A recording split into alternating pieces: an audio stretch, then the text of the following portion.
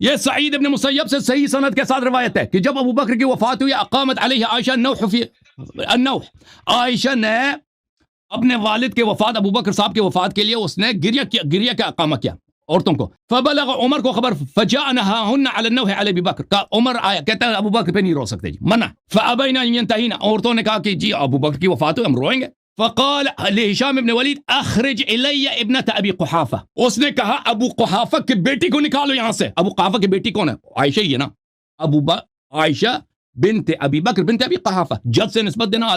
فعلاها بالدرہ، اس کو خوب مارا ہے. اب بھائی ہم اگر عائشہ کا نام غلطی سے لے لیں تو آپ کہتے ہیں یہ کافر ہو گئی، اب ام المؤمنین. اس نے مارا بھی، گھر پہ حملہ بھی کیا، مارا بھی ہے. اے بھائی فعلاها بالدرہ ضربات، کئی مارا اس کو، ٹھیک ہے نا.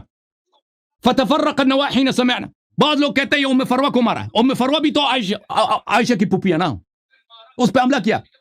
اچھا تو اس میں سب عورتوں کو وہاں پہ مارنا چاہیے. اس کے حدیث کی ہے کہ میں نے اس پہ تقریر بھی کیا. اچھا یہ ایسے شخص کو جس کی والد وفات ہوئی، جس کے بھائی وفات، اس کو مارنا شروع کر دیں، اس کو آپ اپنا رشتہ دے سکتے ہیں؟